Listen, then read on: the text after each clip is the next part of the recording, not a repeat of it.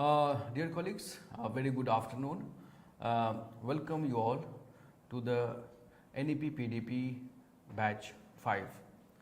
हम सभी को ज्ञात है कि ये प्रोफेशनल डेवलपमेंट प्रोग्राम भारत के 15 लाख शिक्षकों हायर एजुकेशन से जुड़े हुए शिक्षकगण के लिए आयोजित किया जा रहा है और ये हमारा 5वां बैच है। And today we are having the third day of live conferencing on the Swayam Parva channel, and today we shall be discussing about academic bank of credit and credit transfer। हम सभी को ज्ञात है कि राष्ट्रीय शिक्षा नीति 2020 में there have been a lot of talk about flexibility in teaching and learning processes। हम विद्यार्थियों को कितनी लचीले माहौल में हम बेहतर शिक्षा उसे प्रदान कर सकते हैं, ये एक मुख्य विषय है, मुद्दा है राष्ट्रीय शिक्षा नीति का।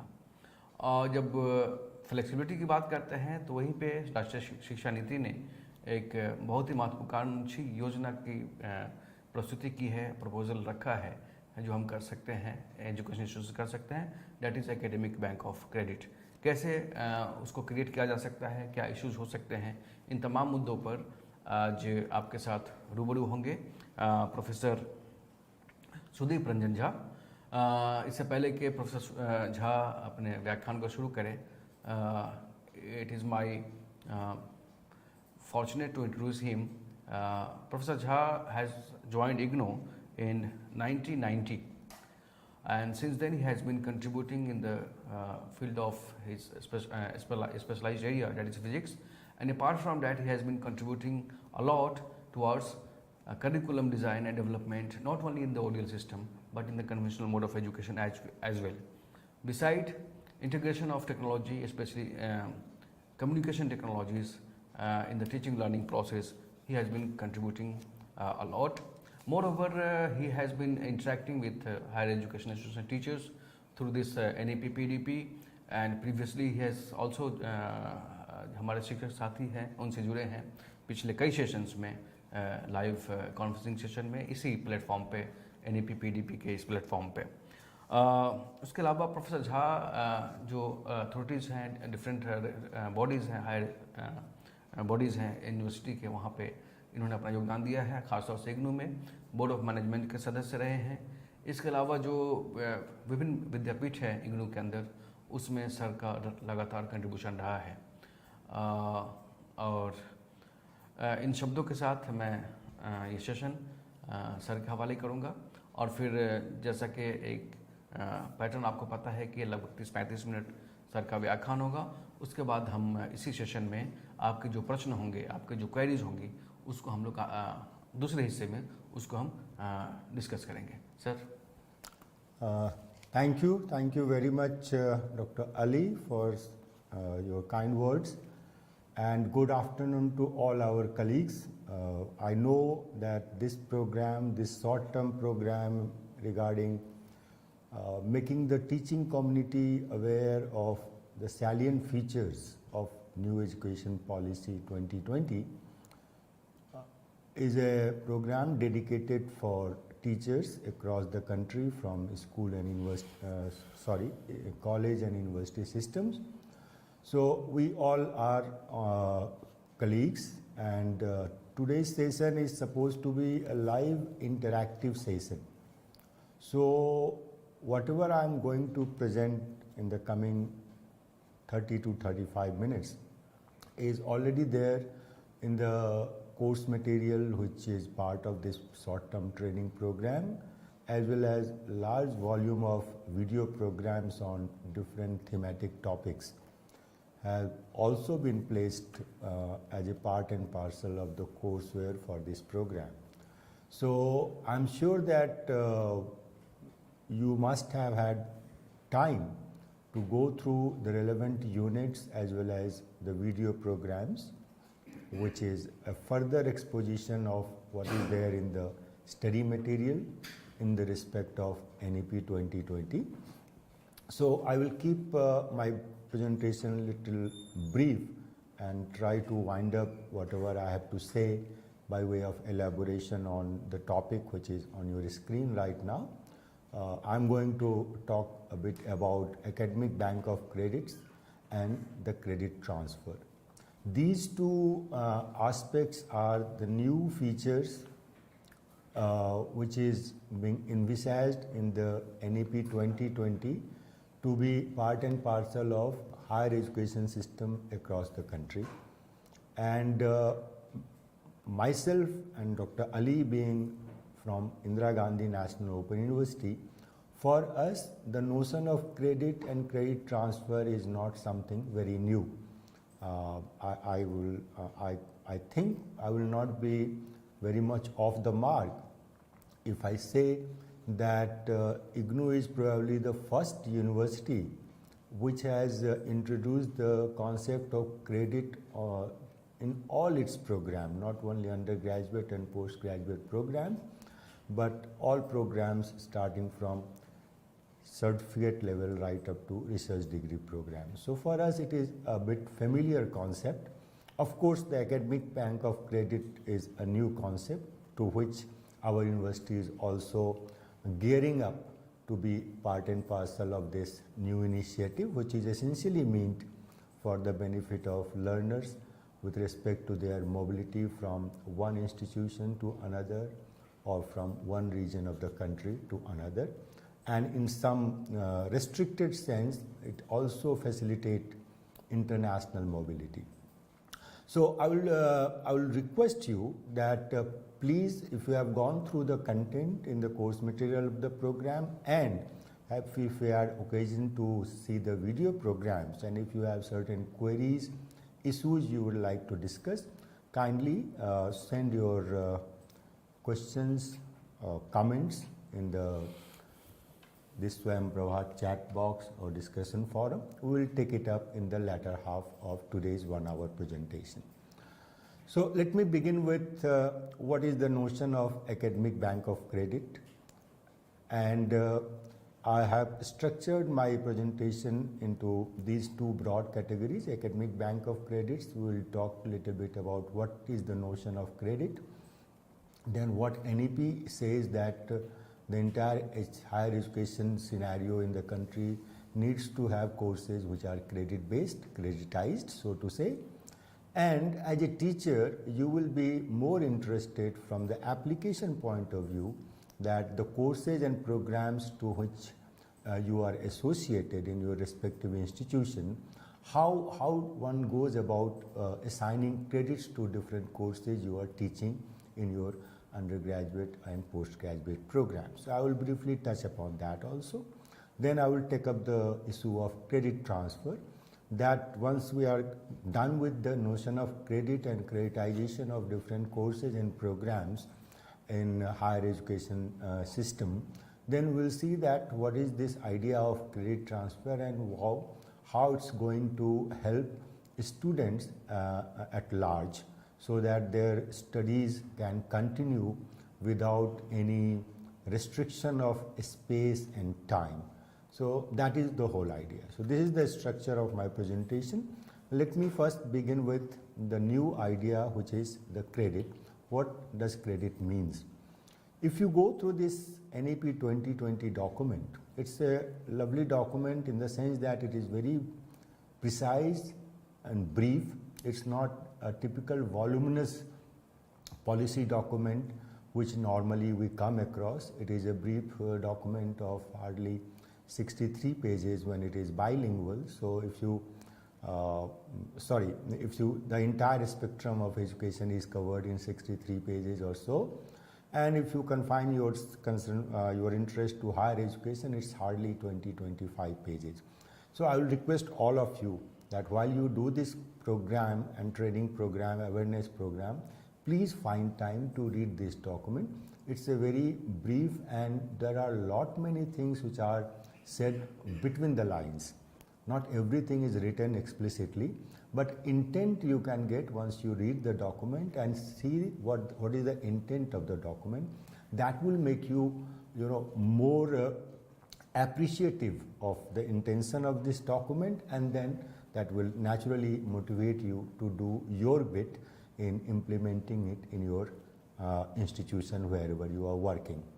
So I've just listed at these many points, this is the item number 11.7, 11.8 of NEP document, where credits find its place in the document. First is that credits will be given in all bachelor's degree program. So these are the hints and the intention which has been indicated. Now, how it is to be implemented, it is our job. And of course, under the overall guidelines issued by regulators like University Grants Commission and other regulators for professional education. For general education and higher education, UGC is the regulatory body, and they are respected. In fact, UGC has indeed come out with many policy guidelines how to implement the provisions of NEP 2020. I will touch upon some of those also as we progress. Second is that all HEIs shall include credit-based courses, that is referred to in 11.8. Next is an academic bank of credit shall be established, that is another policy statement, that is in 11.9. These are item numbers of the document. Then you have in 15.9 will be required to take credit-based courses. All students will be required to take credit-based courses. Then it comes at item number 16.8, where it talks about credit-based framework for undergraduate and postgraduate education. That is the job on which UGC has sent certain documents in the draft form, and it's likely to be finalized. And then it is of course on the autonomous academic institution to adopt it through their respective statutory bodies. And lastly, it also comes at 18.6 when it says that set of facilitative norms for issues such as credit transfer. So you see, the entire document has been made by people who were very comfortable with the idea of creditizing the courses and the notion of academic bank of credit, and lastly, how this credit transfer policy is to be implemented across all HEIs in the country. Now, what is the credit framework? A typical definition, just for your information, it's true that in the university education system, in higher education, the notion of credit has come very late. It came first with the entirely new choice-based credit system proposed by UGC for undergraduate programs. The policy came in 2014. And most of the universities started implementing it from 2016 onwards. So for HEIs, the notion of credit, for those HEIs who have implemented CBCS based undergraduate program, for them credit is not something very new. They are familiar. Broadly, but our professional institutions like IITs, they have been creditizing, and their entire program and course structure is credit based. So for them it is there. For HEIs it is a new development. A typical definition of a credit, suppose you are teaching a course and then you want to creditize it. So how you go about it? The standard definition of credit, which has been approved and circulated by UGC also, is that over a period of 15-week semester, if a course is covered by taking 1 hour class per week, then the course content which is transacted in a semester of 15 weeks will be assigned 1 credit. Now, to reiterate, if 1 hour class of 15 classes, the content covered in that time duration, classroom teaching duration, will be assigned 1 credit. That is the basic definition of credit. For ODL, it is little different, but ultimately all definitions focus on the content which is being covered, and that is academically a valid way of defining credit, and that is how it has been defined.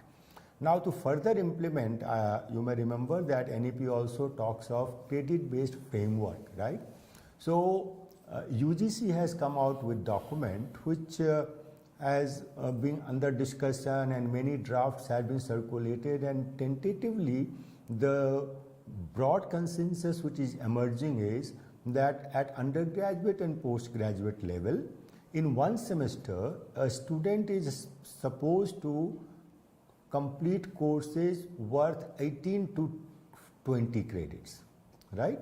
So if we, for the sake of easy mathematics, if we say that 20 credits per semester, then a 3 years undergraduate program, the program credit will be 120 credits, right?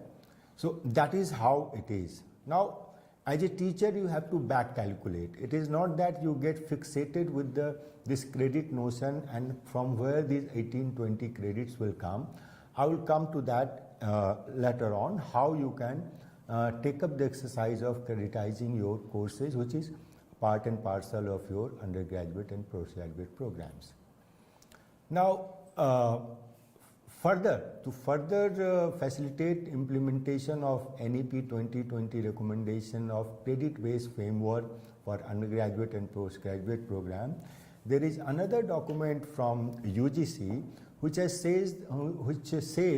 splits the entire credit, let's say 120 credit for 3 years undergraduate program. And as you know, NEP also says that ultimately undergraduate program will be 4-year undergraduate program, with the provision of exit after 3 years with graduation degree, and if one continues for the 4th year, then he or she will be given degree with honors and degree with research degree program, and they will be eligible for 1-year master's program. So that's a matter of details and another discussion when someone comes and talks about multidisciplinarity, and they will give you the details. So coming back to this credit framework for our undergraduate and postgraduate program, you can see that NEP has widened the nature of courses which undergraduate student is expected to learn now. Earlier, being a teacher in university or college, you are aware that broadly the courses were either discipline specific or some component of field training, and less so in undergraduate level. In PG level, field training and projects are part and parcel as on date as well. And almost that's it. And some courses in languages is a part and parcel of all undergraduate programs in our country. But here, if you see the list of types of courses which needs to be part and parcel of undergraduate program, and the relative weightage in terms of credit has been specified by UGC draft document. NEP said that student must be exposed to courses in all these areas, which is on the left column of the table, which is on display. Students must learn discipline specific courses. Discipline is a term which is used for subject also. So subject specific courses, this is not new, that is the basic mainstay of any undergraduate program as on date. Vocational and skill courses were kind of an optional on the part of institutions to offer and optional on the part of students to take up those courses. Now it is no more so.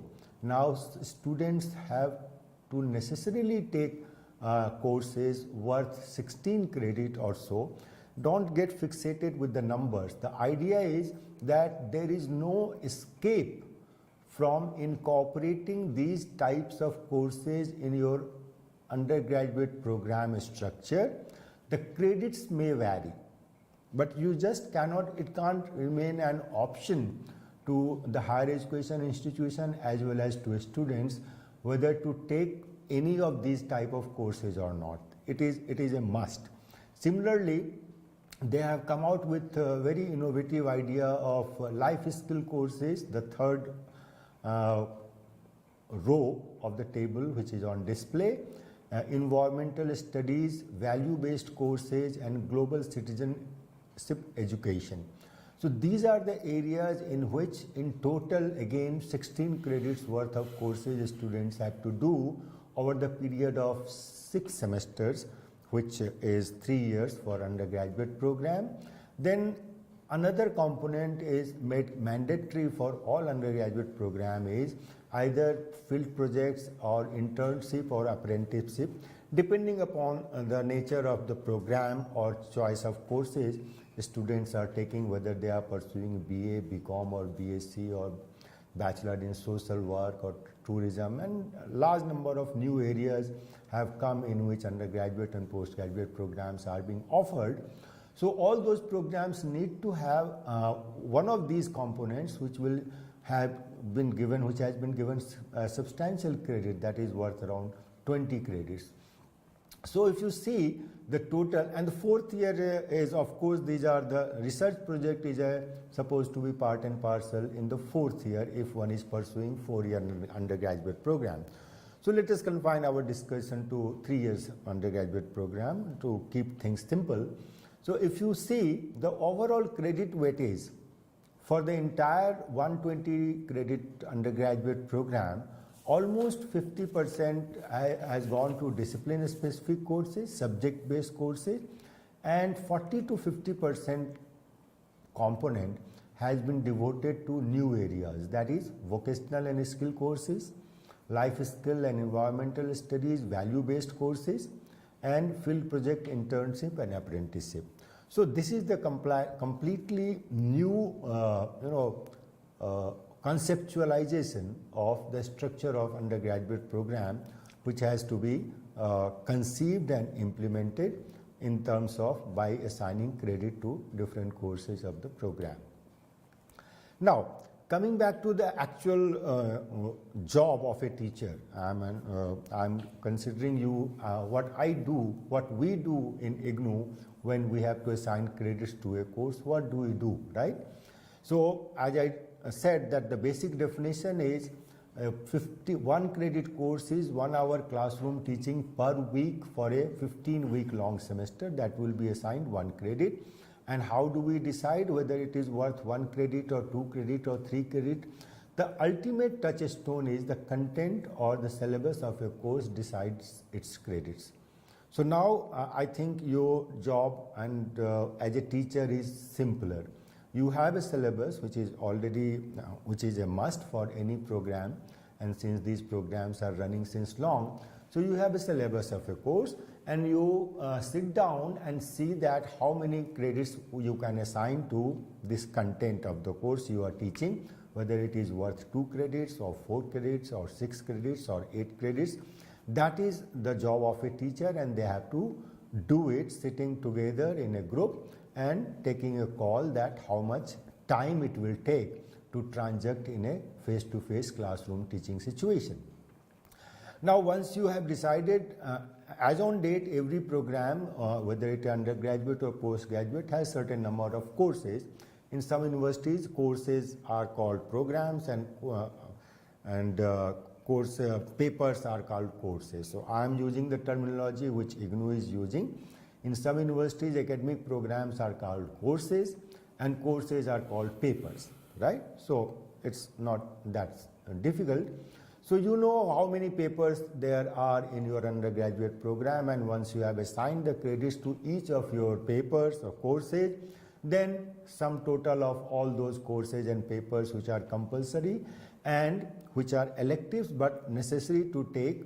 So all those arithmetic gives you the ultimate credit of your undergraduate or postgraduate program. So this is as simple as that. For a teacher with your experience, it should not be very difficult task to assign credits to your course and thereby creditize all your courses and programs which is running in your institution. Now to give you a flavor, I talked about the type of courses which NEP envisages for all undergraduate programs, that is independent of the stream, whether it is an arts stream or commerce stream or science stream. The nature of courses and vocational skill training, value-based courses and apprenticeship, they are going to be a necessary compulsory component of any structure, irrespective of the stream. Now, Another beauty of this 4-year undergraduate program structure, again UGC has come out with a draft document which is under discussion. Very shortly it is likely to be finalized and suggested to all the institutions in the country to adopt it.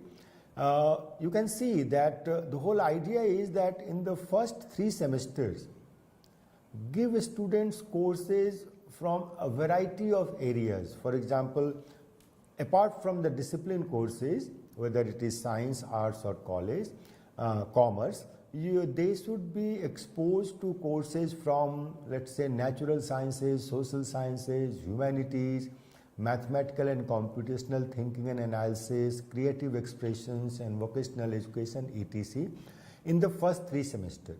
So this is all general and compulsory across the areas, whether you are pursuing arts, commerce or science, right?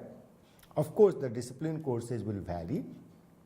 And once you are midway to your undergraduate program, then you take a call that in which particular subject or area you want to get deep into the content area, specialize. Whether you want to go for an honors in a particular subject or you want to go for a general degree, all those things you have to decide not while you are applying for admission, as the case is presently across the institution, but you have the liberty to study courses from all areas in the first 3 semesters of your undergraduate program and then take a decision what you want to do in the remaining half of your undergraduate program, what disciplines have interested you more, what area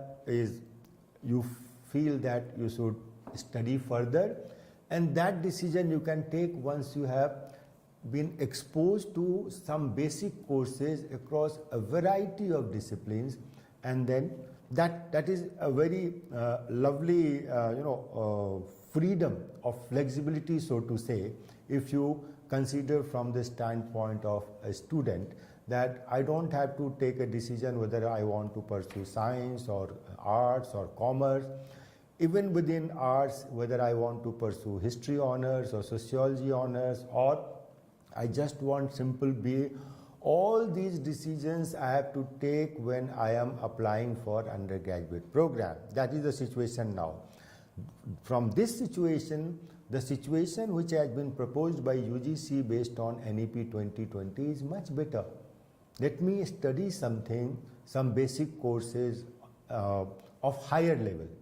Right now my decision has to be based on whatever I have idea about different subjects at the +2 level, right?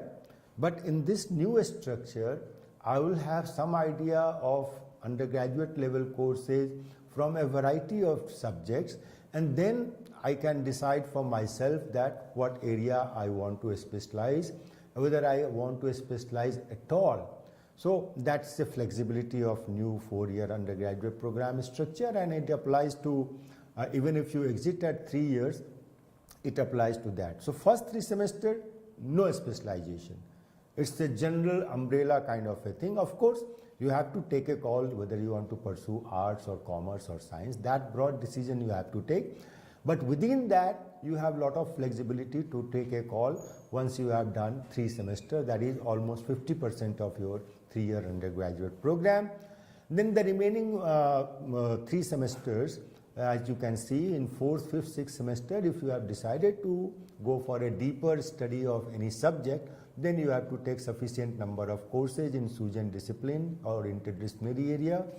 And the 7th and 8th semester, as I have told you, that this is for the 4-year undergraduate program, and not everybody will be allowed to go for 4th year. There are certain provisions yet to be finalized, and it will vary from institution to institution. But the whole idea is that if you are going for 4-year undergraduate program, then you almost take a call that you will now pursue higher studies with much more seriousness, rather than exiting undergraduate program and go in the world of work. So that is the intent, although there is nothing compulsory, so to say, that a third 3-year undergraduate students cannot pursue higher studies. There is nothing like that. But the intent I am talking about, that is how it is structured. Now, what is the, now let's come back to academic bank of credit. The whole idea is that suppose for some reason after 1 or 2 semesters I am unable to continue my study, whether it is undergraduate program or a postgraduate program. So this is as the name suggests, it's a bank, right? But it is not a bank of money. It is a bank of your academic credits you have earned. So for operationalizing this notion of academic bank of credit, every student is supposed to have a bank account in this academic bank, and in that bank account what you deposit is your credits earned, meaning thereby the courses you have completed in any higher education institution will be credited against your account in this bank, and these credits you have earned, you can redeem it, you can withdraw those credits in any other institution, where those courses are valid courses for a given program, and you can redeem it or you can withdraw it and ask the institution that please consider this course as completed, and this is the certification I have got.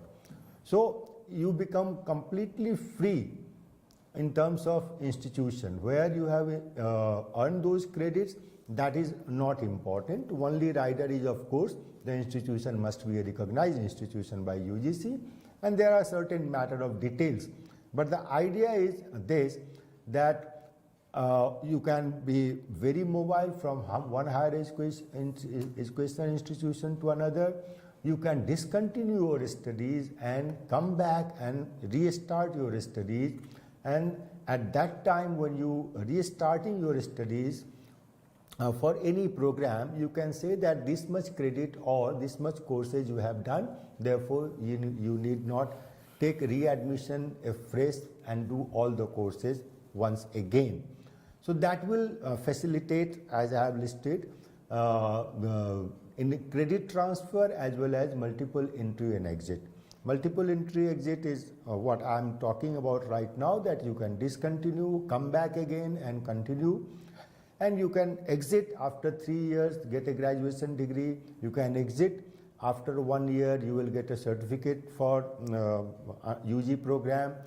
After 2 years, you can exit and you will get a diploma. So whatever effort you make and whatever courses you complete, whatever credits you earn, it will not go waste.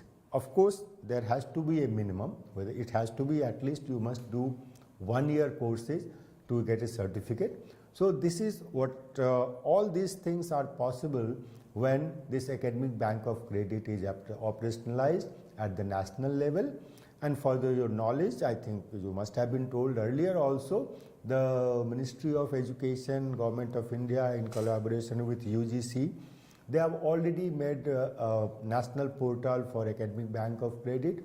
Institutions are supposed to register in that, and every student of that institution will automatically get a account number for this bank, and whatever courses he or she completes from that institution, it will automatically get reflected, that is deposited or credited in against her or his account in this academic bank of credit. How to operationalize ABC? I have just explained that every HEI has to register with the ABC. It's a National Academic Depository Portal. After the approval of the respective statutory bodies, then they have to facilitate all their students, enrolled students, to avail the facility and become an account holder in this bank. And then how to make use of this ABC facility for credit transfer, multiple entry exit and all that. Institutions have to list out standard operating procedure and put it on their website, so that students who are joining the institution will know in advance that how they can benefit from this scheme of academic bank of credit. There are certain academic aspects of this academic bank of credit which is of interest for you as a teacher. First is that it's not free for all. I mean, suppose you want to get your degree from a university X, right?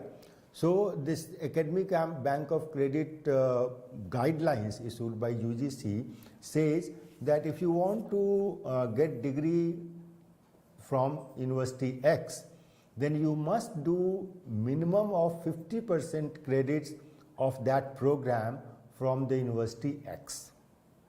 It can't be that you pick up credits from a variety of institutions, right, and then come to university Y and you just pick up 4 or 5 credit course and ask the institution to certify and give you a degree. That is not allowed. You must do at least 50% of the credits from the institution from where you want to get the degree. Second is that if you want to take the degree of university X, right, so you must meet the minimum credit requirement for that degree in that institution. You can't say that you started your studies somewhere where this requirement for degree was not there. That is not done. The minimum credit requirement of an institution has to be met from where you want your final degree certificate. Third academic requirement is that credits accumulated in ABC is valid only for maximum of 7 years. So you have to withdraw those credits and get it counted for any certification or degree within the period of 7 years of earning that credit. And last but not the least, that redeemed credits to be irrevocably debited. It essentially means that for the credits earned for a course cannot be used for getting 2 certification or 2 degrees, right? Irrespective of the fact that the same course is part and parcel of 2 different programs, you can redeem your earned credits for only one program. Afterwards, it becomes void. Your academic bank of credit account becomes 0 if you withdraw all the credits for getting a certification for a program. And you can't say that I am doing another program where the same course which I had earned earlier is also a part, and therefore the same credit should be counted for this program also. That is not permitted. These are the academic aspects of ABC which was bothering large number of teachers, that how these things will be taken care of. UGC has taken cognizance of some of these burning issues and come out with the regulation. I am very sure as we progress and implement this ABC scheme further, many more academic and operational issues will come up, and UGC will take cognizance of them and address them accordingly. Now, the credit transfer, once we are done with this ABC idea and creditization of the course, credit transfer is easy. I will give you briefly 2 examples. What is the existing practice of credit transfer? Credit transfer essentially means that suppose I am a student of University A, right, and I have done certain courses, four courses of undergraduate program from that institution, and for some reason I had to relocate myself to another place, or I had to discontinue my studies and I come back for continuing my studies after a year or so. Then what happens to the courses I have completed already, right? That is the question. And this thing has been facilitated in NEP for HEIs across the country by introducing the concept of credit transfer. The idea is that you join your program which you are not able to complete in the new location, or after the lapse of, let's say, 1 or 2 years for whatever reason, and then you can say that you have completed these courses, therefore, and these courses also are part of the program I am joining, therefore I should be given credit transfer for the courses I have already completed, right? So good enough. It not only saves your time, it also unnecessarily does not require you to repeat something. You have already completed the course successfully, then there is no point doing the same course again. So this is the idea, and this credit transfer facility is going to be implemented across all HEIs in the country which are recognized institutions. And just for your information's sake, let me tell you again, IGNOU comes as an exception because IGNOU has been implementing this credit transfer policy since its inception way back in 1987 or so. Our first program started in 87, the undergraduate program where this credit transfer policy is very welcome policy, beneficial to students. It all started in 90. So we are very comfortable with it, and what we essentially do, that if some student says that I have completed this credit in earlier, then what we require as a teacher is that, okay, the year in which you completed this course, right? First of all, you have to indicate that which is the corresponding course in the undergraduate program or postgraduate program you have joined with us. That is one. You have to indicate that, and then you provide the syllabi of the course you completed at your previous institution. So as a teacher, when these two documents come to us, we compare the syllabi of the courses completed and with the content of our own course, right? And if we find that there is a similarity of around 75% or 80% or so, then we say that, okay, you need not do this course again, and this particular course of ours, which is part of this program, you are given credit that you have completed the course. And there is a method and calculation how we give the marks or grade for the credit already completed for the course for which we are granting credit transfer. So this is how it is being implemented. It's an easy thing. Other universities, this was not the practice. Other universities who are giving admission, if you have completed first year somewhere, then some universities will admit you directly to second year. That is there. There is no comparison of course-wise comparison and mapping. That was not the case, and that also is not possible in many universities.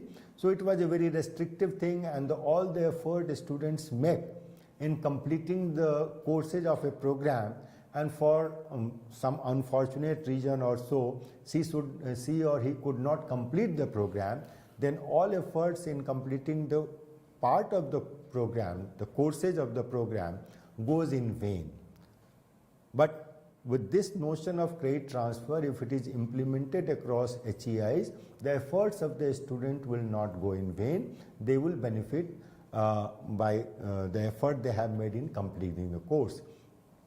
NEP vision is that all these credit transfer will be very easy to implement once ABC is implemented across the country, and all HEIs becomes part and parcel of this ABC scheme, meaning thereby they register, all their students' credits earned are automatically deposited in their respective academic bank of credit account, and which they can redeem by joining another program of another institution where that course is a part of the program. Another benefit of this credit transfer is that most of the institutions, as I mentioned earlier, that NEP says that certain types of courses are now necessary to be part and parcel of undergraduate program, and not all colleges and universities in our country are having departments which can offer programs like global citizenship education or value-based courses, or for that matter skill and vocational courses, right? So what is the option to those institutions, right? Even that institution can benefit by this scheme of credit transfer. Suppose some institution is offering programs in these areas, so you can always ask your students to complete those courses by joining those institutions which are offering these programs, and once that program is completed, that credit is earned in the student's ABC account, and you can take cognizance of that course completion and allow the student to redeem that credit which has been earned by some other institution which is offering programs on those areas. and then he or she can complete the program at your institution. So the whole idea is that institutions which does not have a faculty and department across all disciplines and all areas, arts, science, commerce, technology, non-tech, and all those things, even there students can have a multidisciplinary and holistic undergraduate education if we promote this whole concept of academic bank of credit and credit transfer. I think these are very novel ideas, very revolutionary ideas, but as it is said that any idea is only as good as it is implemented. So as a teacher of this country, as a community of teachers in higher education, it's a huge challenge and responsibility on all of us. And I personally feel that for being part and parcel of any implementation strategy, a teacher first needs to be convinced that yes, it's a good idea. Let us contribute in its effective implementation. I think with that, Dr. Ali, I will stop and let's invite some of the questions. Thank you so much sir. काफ़ी विस्तृत तरीके से और काफ़ी अच्छे तरीके से sir ने प्रयास किया एबीपी को हमें सबको समझाने का, और हमें आशा है कि ये एबीपी के जो एकेडमिक बैंक ऑफ क्रेडिट के जो विभिन्न पहलू हैं उसका स्ट्रक्चर क्या होगा, क्या उसका फ़ायदा है, तमाम बातों पे सर ने बहुत विस्तृत तरीके से प्रकाश डाली. इस बीच कई सारे प्रश्न आए हैं, बहुत सारे प्रश्न आए इनफैक्ट, जो हम सर के साथ डिस्कस करेंगे. और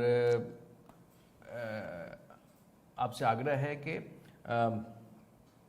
रिलेवेंट क्वेश्चंस जो है, क्वेश्चंस बहुत सारे आ रहे हैं, बहुत सारे क्वेश्चंस ऐसे हैं जो रिलेवेंट नहीं हैं, तो आपसे आग्रह है कि जो सेशन हमने आज बातचीत चल रही है हमारी, उससे संबंधित अगर क्वेश्चन हो तो हम उसको ले पाएंगे और सर के साथ डिस्कस कर पाएंगे. सर प्रश्न तो बहुत सारे हैं, लेकिन मैं मुख्य जो प्रश्न आए हैं उन पे ही आपसे मैं जी बताएं समझना चाहूँगा कि एक हमारे साथी ने प्रश्न किया है कि जो भारत में जो क्रेडिट लोग अर्जित करेंगे विभिन्न कोर्स के माध्यम से, क्या एक ऐसा भी कोई ढांचा होगा, कोई तरीका होगा जो बाहर में बच्चे विदेश में जब पढ़ने जाए तो उन क्रेडिट का प्रयोग कर सकें? हाँ, ये मैंने जैसा कि कहा, अपनी बातचीत में भी कहा कि ये एकेडमिक बैंक ऑफ क्रेडिट और क्रेडिट ट्रांसफ़र, ये चीज़ें जब एक बार ये नई चीज़ें हैं और अपने देश का ही हायर एजुकेशन सिस्टम काफ़ी फैला हुआ है और काफ़ी डाइवर्स भी है, because education being concurrent list, so state government has also their own regulations to regulate higher education institution. So first this attempt of having a uniform kind of facility across the country, the initiative of the national government, Ministry of Education, once it stabilizes, then I don't think that will be a difficult thing, because when it is a matter of getting all these things operational internationally, then of course our state governments will not negotiate or talk to other countries. Then of course the nation as a whole will be represented either by UGC or ministry, and then they can always work out the details, right? And the credit definition I gave, it is not a nationally defined definition. It's an international definition across the country, across the world, sorry. So once that definition is a internationally accepted definition, then there should not be any problem as such. And in that context, it is also important to note that quite a few international good universities follow 4-year undergraduate program. So once our undergraduate programs are also upgraded to have 4-year undergraduate program, so that all these things will give you kind of a parity with good institutions across the world. And once that parity is established broadly, then the matter of credit transfer and getting credit, even now, certain universities send their students for 1 semester training abroad. So these are isolated cases right now. The whole idea of NEP is that why only few institutions are able to do that. If we have a uniform structure which is followed by some universities with whom international foreign universities have no problem in having semester exchange of students, then why not all other institutions of the country also students in those institutions also benefit for this scheme and get international exposure, and it's going to be two-way traffic. We will welcome other institutions, international students in our different programs. So any mobility is possible if there is a broad uniformity of structure. And NEP envisages an UG and PG structure which is broadly in tune with what is existing internationally across the good institutions of higher education. Yeah, thank you so much, sir. One more thing, sir, मेरे विचार में आ रहा था कि आपने बातें की कि छात्रों को इससे क्या फ़ायदा होने जा रहा है, how institution are going to work as according to NEP. ABC को अगर सामने रखें तो उससे शिक्षकों को कितना फ़ायदा होने जा रहा है, and what are the implications of ABC for the teachers community?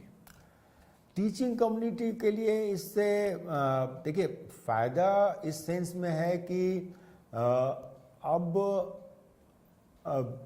क्रेडिटाइजेशन essentially an effort towards quantifying things, right?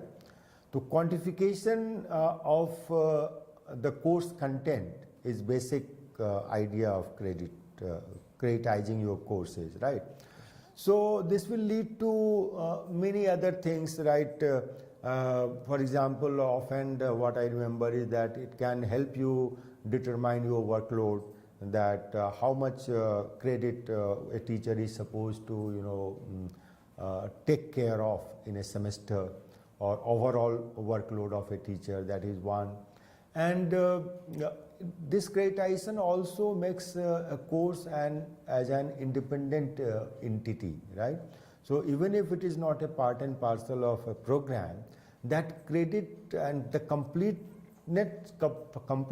of a course in terms of its content as well as credit makes it an entity which can be used at many places, right?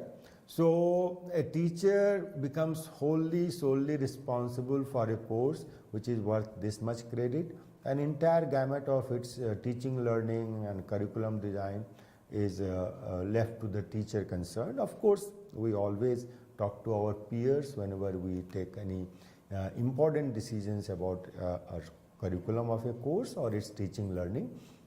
But then the kind of association of a course with a teacher and how much credit load a teacher can take, as UGC has defined for students, I told you 18 to 20 credits per semester. Similar kind of things may be in the offing when we talk of teachers' workload and what capacity teachers an institution need to have, how many faculty one needs to have. So all these things are matter of different, but the whole, all this idea of creditization is of course kind of an effort towards quantification and standardization. Standardization will help you for better comparison among HEIs within the country and vis-a-vis international HEIs.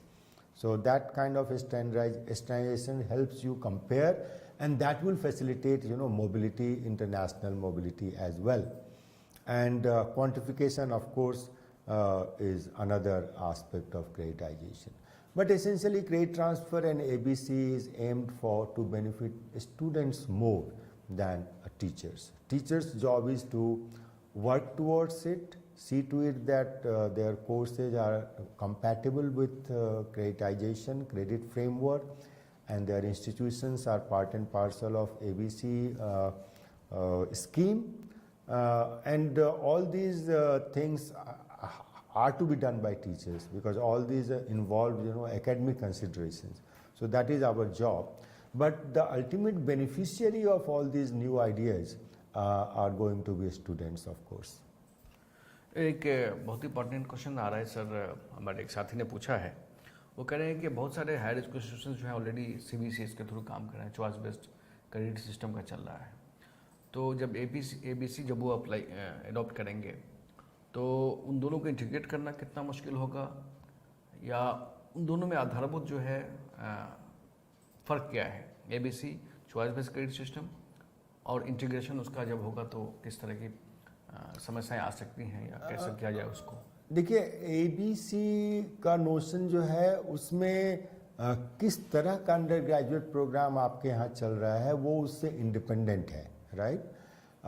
Actually ABC में part and parcel होने के लिए एकमात्र requirement ये है कि HEI के सभी प्रोग्राम्स जो हों वो क्रेडिटाइज्ड हों, बिकॉज अल्टीमेटली जो उसमें बच्चे के अकाउंट के अगेंस्ट क्रेडिट होगा once he or she completes the course, that will be course name of course and the credit, right?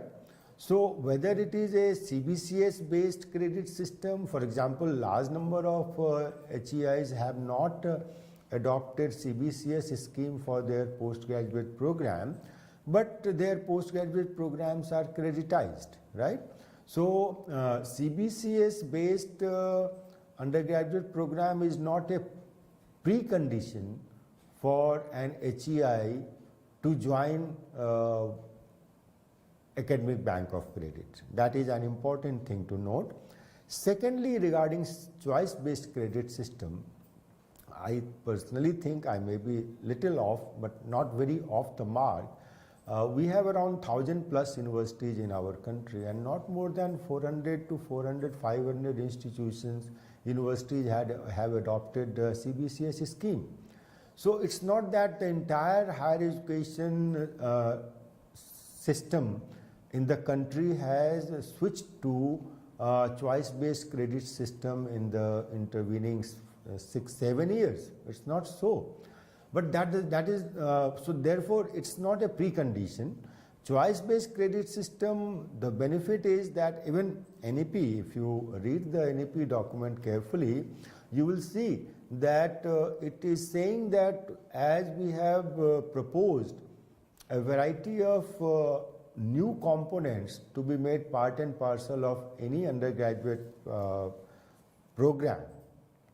In the light of this, the whole CBCS scheme needs to be revisited. So, I mean, my personal guess is that not very late, the whole CBCS will be revisited so that it accommodates these new features which has come with the NEP document, particularly regarding undergraduate program. Because CBCS came way back in 2014-16 and NEP has come only in 2020. So CBCS didn't know that all these things are likely to come. So CBCS itself is going to get under kind of a scrutiny with a view to adopt new component. So it is not ABC and CBCS has no link as such, except for the fact that if your institution is following CBCS based undergraduate program, then your undergraduate program is ready for getting into the bandwagon of ABC scheme, right? That is the only benefit. Otherwise, there is no requirement that the institution must follow CBCS to be part and parcel of ABC scheme. Yes, sir. Thank you so much, sir. One question is coming from one of the participants. He is asking कि जो ABC का जो लागू होगा, क्या उसके लिए certificate program या diploma programs, advance diploma programs भी उसके क्षेत्र में आएंगे, या सिर्फ अंडर ग्रेजुएट या पोस्ट ग्रेजुएट कोर्सेज के लिए ABC लागू होगा? नहीं, ऐसा नहीं है। वो ABC स्कीम इसके बारे में कुछ ऐसा नहीं कहता है। ABC स्कीम ये कहता है, मान लीजिए कि इवन डिप्लोमा प्रोग्राम, सर्टिफिकेट तो काफ़ी छोटा प्रोग्राम होता है, डिप्लोमा प्रोग्राम 1 साल या 2 साल का डिप्लोमा अगर प्रोग्राम है और बीच में कोई स्टूडेंट अगर उसको डिसकंटिन्यू करता है तो उसके जो कोर्सेज हैं वो उसमें क्रेडिट हो जाएंगे, राइट। उसमें जब कोई कोर्स क्रेडिट होता है तो उसके साथ मार्कर लगा होगा, राइट।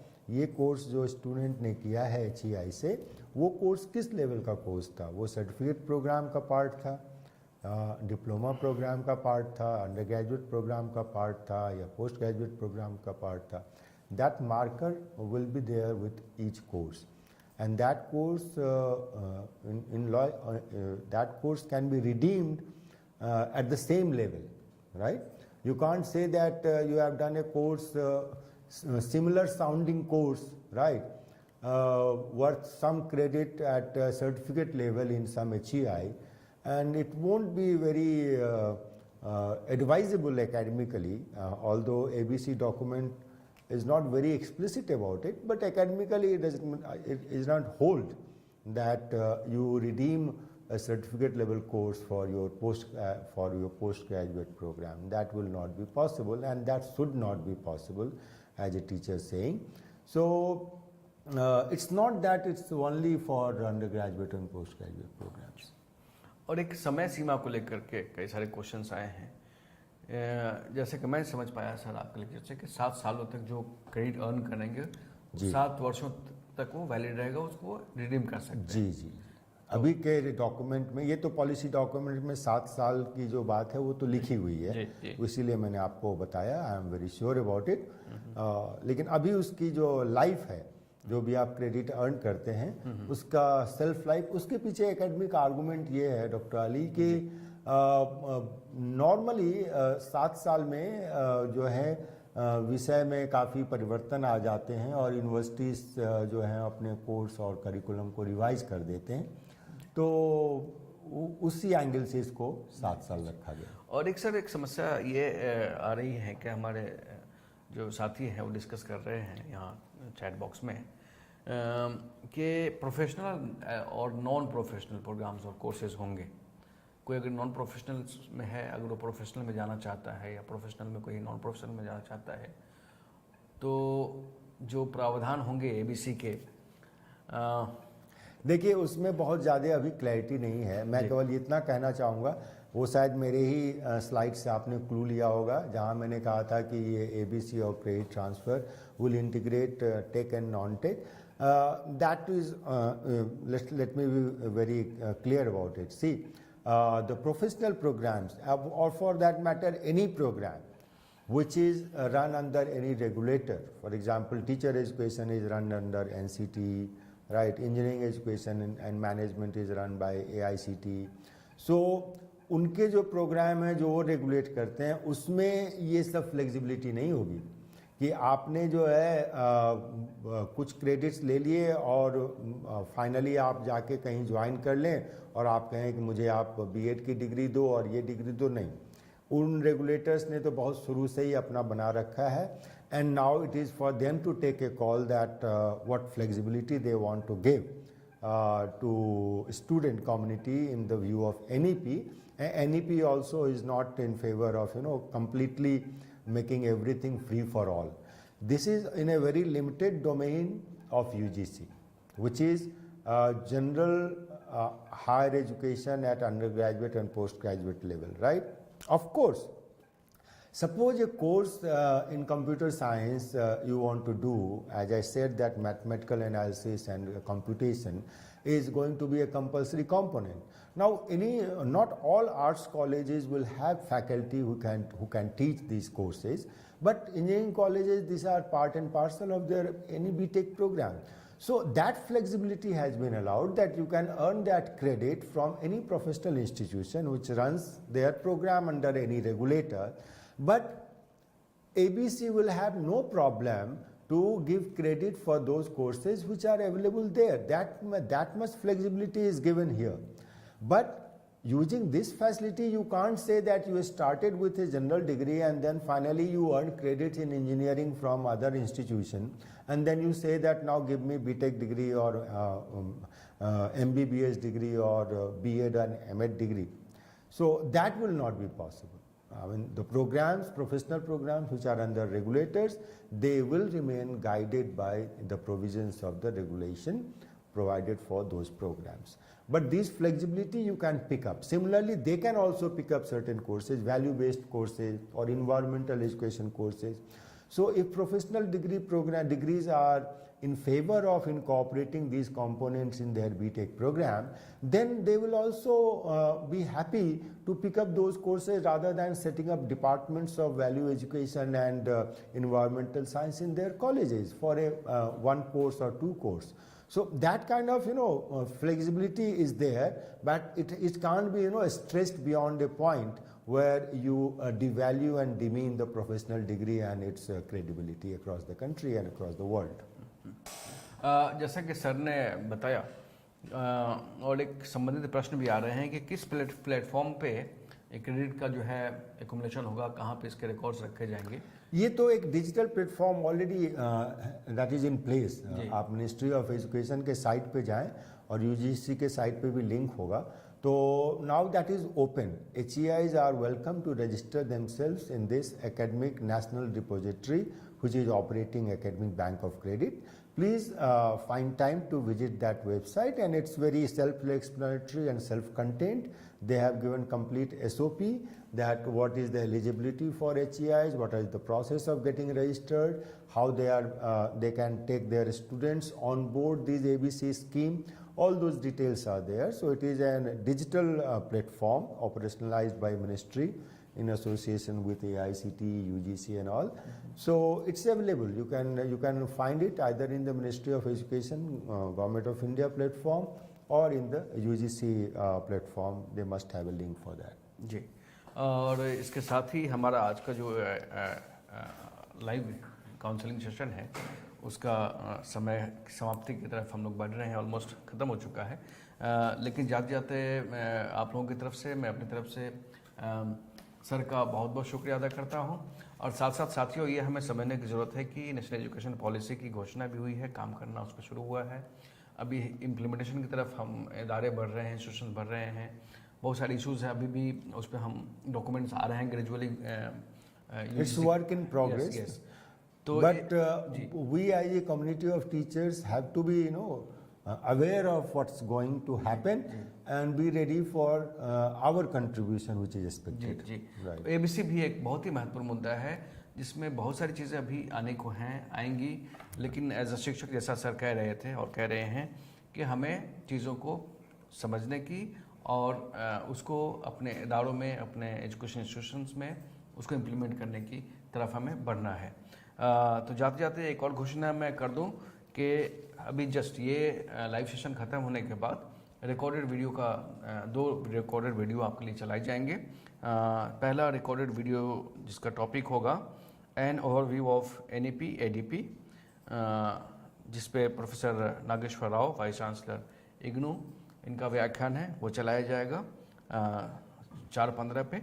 उसके बाद दूसरा वीडियो जो रिकॉर्डेड वीडियो चलाया जाएगा आपके लिए, वो है उसका टॉपिक है GER एक्सेस इक्विटी इंक्लूजन. इसमें व्याख्यान है professor Pankaj Mittal, secretary general AIU का. तो इसी बिंदु के साथ हम आपसे आज्ञा लेते हैं. बहुत बहुत धन्यवाद. नमस्कार. नमस्कार.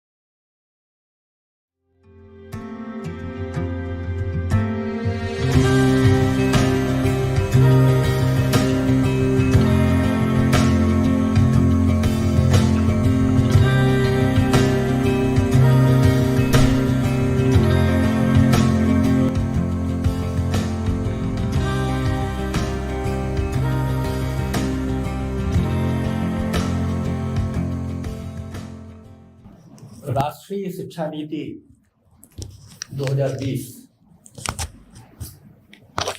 के बारे में हम सबको जानना है और इस सबको कैसे क्रियान्वित करना है इसको भी समझना है। और इस नीति में प्रमुख बातें जो 8-10 हैं उसको हम लोगों ने कई बार सुना है, कई बार उसमें परिचर्चा में भाग लिया है, लेकिन जब क्रियान्वयन की बात आती तो कहीं ना कहीं हम लोग रुक जाते हैं। विश्वविद्यालय अनुदान आयोग ने इस अभियान को आप तक पहुंचने का एक बहुत बड़ा प्रयास किया है। अगर आप इनके बिंदुओं को समझ लेंगे तो आसानी से क्रियान्वित कर सकते हैं। राष्ट्रीय शिक्षा नीति ये वो नीति है जिसके बारे में जितना पढ़ेंगे उतना ही शिक्षा की बेहतरी के लिए उपयोगी होगा। हम यहाँ पर उच्च शिक्षा के बारे में बातचीत करेंगे और हम लोगों की संख्या लगभग 15 लाख है। हम धीरे धीरे सब तक पहुंचेंगे, सबसे बात करेंगे और उद्देश्य यही है कि हम इसको बेहतर ढंग से क्रियान्वित कर सकें। मल्टी डिसिप्लिनरी है, होलिस्टिक है, वोकेशनल की बात करती है, मातृभाषा में शिक्षण की बात करती है, एकेडमिक बैंक ऑफ क्रेडिट की बात करती है, ऑनलाइन एजुकेशन की बात करती है, डिजिटल एजुकेशन की बात करती है, एक्सेस की बात करती है, इक्विटी की बात करती है, क्वालिटी की बात करती है। हम इनमें से किसी भी बिंदु पर थोड़ा भी सोचेंगे तो उनके बेहतर समाधान निकल जाएंगे। डिजिटल एजुकेशन जिसकी हम सबसे पहले चर्चा कर लें, आज हम आपसे बेहतर ढंग से इसलिए बात कर पा रहे हैं कि जो संपूर्ण कैपेसिटी बिल्डिंग की व्यवस्था है इसमें समर्थ भारत सरकार का है। स्वयं जिसकी स्थापना 2016 में हुई थी और स्वयं प्रभा चैनल्स 2017 में जो स्थापित हुए थे। चैनल के माध्यम से आप बातचीत कर सकते हैं और यहाँ पर चर्चा के लिए जो प्रश्न आए हैं उन प्रश्नों के जवाब भी प्राप्त कर सकते हैं। यह नीति बहुत ही स्पष्ट है। स्पष्ट होने के साथ साथ हम इसको अपने स्तर पर किस प्रकार से क्रियान्वित कर सकते उस पर हम ज्यादा सोच सकते हैं। 2016 में स्वयं प्लेटफॉर्म की स्थापना हुई थी भारत सरकार के तहत ही। लगभग 3000 से ज्यादा कोर्सेज उसमें उपलब्ध है और उनमें पंजीकरण निःशुल्क है। केवल परीक्षा के लिए जो ऑब्जेक्टिव टाइप के होते हैं उसके लिए कुछ शुल्क नेशनल टेस्टिंग एजेंसी जो अगेन शिक्षा मंत्रालय के अंतर्गत है उसमें कुछ जमा करना पड़ता है। साल में 2 बार परीक्षाएं होती हैं और जो सर्टिफिकेट है वो आपके क्रेडिट ट्रांसफर में उपयोगी होता है। राष्ट्रीय शिक्षा नीति का मूल आधार ये कोर्सेज है, ये पाठ्यक्रम आधारित शिक्षा है जिसमें पूरे प्रोग्राम की बात ना करके किसी एक कोर्स की बात हम करते हैं। और अगर इस कोर्स को अगर आप करना शुरू करेंगे तो आपके पाठ्यक्रम अपने आप मल्टी डिसिप्लिनरी भी हो जाएंगे, होलिस्टिक भी हो जाएंगे, मल्टीपल एंट्री और मल्टीपल एग्जिट की बात भी पूरी कर सकते हैं। हम लोगों ने जो अपनी शिक्षाएं आरंभ की थी पुराने जमाने में, अगर हमने कक्षा 12 में अगर पॉलिटिकल साइंस, सोशियोलॉजी और हिस्ट्री ले लिया तो जीवन में कभी साइंस नहीं पढ़ सकते थे, कंप्यूटर साइंस नहीं पढ़ सकते थे, कॉमर्स के विषय नहीं पढ़ सकते थे। ऐसा क्यों?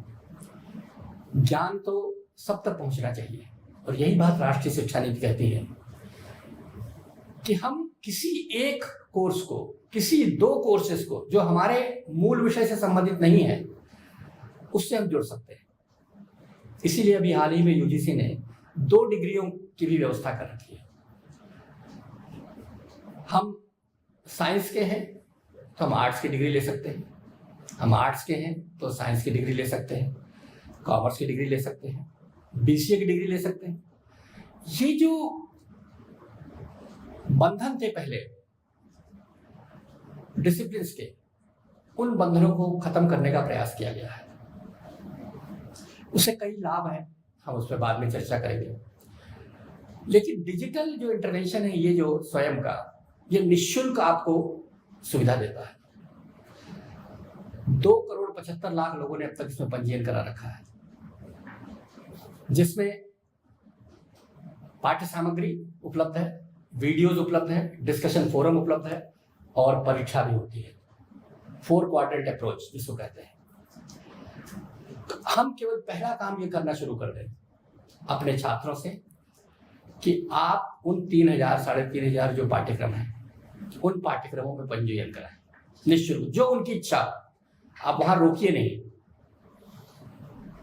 साइंस का बच्चा अगर म्यूजिक में करना चाहता है, कंप्यूटर में करना चाहता है, हिंदी में करना चाहता है, उसमें 1 पाठ्यक्रम ले ले, 2 पाठ्यक्रम ले ले, 3 पाठ्यक्रम, जो भी लेना चाहे।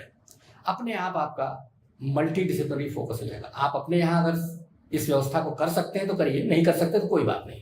केवल बच्चों को प्रेरित करिए, जो हम आसानी से कर सकते हैं, जो अपने हाथ में है। और हमारे पास पोर्टल उपलब्ध है। उनको केवल स्वयं प्रभा चैनल के बारे में बताइए। 34 चैनल्स हैं। ये चैनल्स अंडर ग्रेजुएट प्रोग्राम्स के लिए है, पोस्ट ग्रेजुएट प्रोग्राम्स के लिए है, सर्टिफिकेट प्रोग्राम्स के लिए है, इंजीनियरिंग के लिए है, मैनेजमेंट के लिए है। देख लें, जो चैनल उसको देखना हो, उसमें हर दिन फ्रेश जो सामग्री है, फ्रेश वीडियोस हैं, 4 घंटे के लिए प्रसारित होते हैं, 6 बार रिपीट होते हैं, यूट्यूब में भी उपलब्ध होते हैं। अपनी सुविधा से ये शिक्षा है। क्योंकि राष्ट्रीय शिक्षा नीति बार-बार ये कहती है कि हमें जीईआर को बढ़ाना है। जीईआर अभी हमारा वर्तमान में 27% है और अगले 13 वर्षों में इसको 50% करना है। तो उसके लिए हम तकनीकी का प्रयोग करेंगे। ऑनलाइन रेगुलेशंस हमारा 2018 में बन गया है। 2020 में पुनः संशोधित ऑनलाइन रेगुलेशंस बन गए। हम ऑनलाइन पाठ्यक्रमों में भी ज्वाइन कर सकते हैं। आज देश में 60 से ज्यादा संस्थान हैं जो ऑनलाइन पाठ्यक्रम उपलब्ध करा रही हैं। IITs, IIMs ये तो उपलब्ध करा ही रही हैं। ब्लेंडेड लर्निंग के द्वारा हम इस बात को बेहतर ढंग से पहुंचा सकते हैं। तकनीकी से हम भागे नहीं। और तकनीकी में क्या है, क्या टीवी पे अगर हमें किसी चैनल पर किसी के वक्तव्य को सुनना है तो ये बेहतर शिक्षा होगी। अगर हम स्वयं कोर्सेज पढ़ रहे हैं, ये भी बेहतर शिक्षा होगी। हम शिक्षा में दक्षता जोड़ने के लिए क्या कर सकते हैं? होलिस्टिक हम कोशिश करें, जो तकनीकी संस्थान हैं उनसे जुड़े और अपने सैद्धांतिक ज्ञान को दक्षता के साथ जोड़ने का प्रयास करें। देश में 15,000 से ज्यादा ITI और पॉलिटेक्निक है जो इस काम में आपकी मदद कर सकते हैं। जो स्किल मिनिस्ट्री है और जो एजुकेशन मिनिस्ट्री है, आज दोनों का मंत्रालय मिल गया है, दोनों मिल करके काम कर रहे हैं। और जब हम किसी भी ज्ञान की बात करते हैं, किसी भी डिग्री की बात करते हैं, किसी भी उपाधि की बात करते हैं, तो हमें ज्ञान के साथ साथ दक्षता को समाहित करना पड़ेगा। और इस दिशा में लगातार प्रयास शुरू हो गए। हमारी जो अंडर ग्रेजुएट की डिग्री है, हम उसमें कोशिश कर रहे हैं कि अप्रेंटिसशिप आ जाए। सरकार इस दिशा में लगातार आपको संसाधन उपलब्ध करा रही है, हमें उसका उपयोग करना है। हमारे पाठ्यक्रम में अगर 18 पेपर आज की डेट में है, तो हम क्या 2 स्किल्स के पेपर जोड़ सकते हैं? बिल्कुल जोड़ सकते हैं, सॉफ्ट स्किल्स हो, टेक्निकल स्किल्स हो, जो आपको ठीक लगे। दूसरी भाषाओं के प्रश्न पत्र जोड़ सकते हैं, हाँ जोड़ सकते हैं। आपके पास उपलब्ध संसाधन नहीं है, कोई बात नहीं, आप दूसरों के जो संसाधन बने हुए हैं उनसे आप क्रेडिट ट्रांसफर ले लीजिए। स्वयं के कोर्सेज में अगर आपका कोई स्वयं का कोर्स है या आप अपने विश्वविद्यालय में किसी अन्य पाठ्यक्रम को चला रहे हैं, उसके क्रेडिट को ट्रांसफर दूसरे संस्थान में लिया जा सकता है। इसका भी एक नियम बन चुका है और ये सब नियम आज नहीं बने हैं। 2016, 2017, 2018, 2019, 20 में तो राष्ट्रीय शिक्षा नीति आई, उसके पहले ये सारी बातें हम तक पहुंचाने का प्रयास किया गया। अब समय आ गया कि उनका उपयोग करें, जो हम शिक्षक आसानी से इसका बेहतर ढंग से उपयोग कर सकते हैं। राष्ट्रीय शिक्षा नीति में यह कहा गया है कि हम सुविधा दें बच्चों को, फ्लेक्सिबल रहे, मल्टीपल एंट्री मल्टीपल एग्जिट। 1 साल बाद उसको सर्टिफिकेट दे दें, 2 साल बाद डिप्लोमा दे दें, 3 साल बाद डिग्री दे दें। इसमें क्या दिक्कत है? इसमें किस प्रकार के वित्तीय सहयोग की आवश्यकता है, किस प्रकार से आपको सरकार के मदद की आवश्यकता है? हमारे जो वर्तमान पाठ्यक्रम है उसमें पहले वर्ष के पाठ्यक्रम के बाद अगर आप थोड़ा बहुत परिवर्तन करना चाहें समग्रता को लाने के लिए तो आप कर सकते हैं, वो आपका ही पाठ्यक्रम है। और सर्टिफिकेट दे दें 1 साल बाद, 2 साल बाद डिप्लोमा दे दें, 3 साल बाद। बहुत सा आसान काम है। आप अपने अध्ययन बोर्ड, जो बोर्ड ऑफ स्टडीज कहलाती है या स्कूल बोर्ड है, एकेडमिक काउंसिल से पास करा लीजिए, तुरंत लागू हो जाएगा।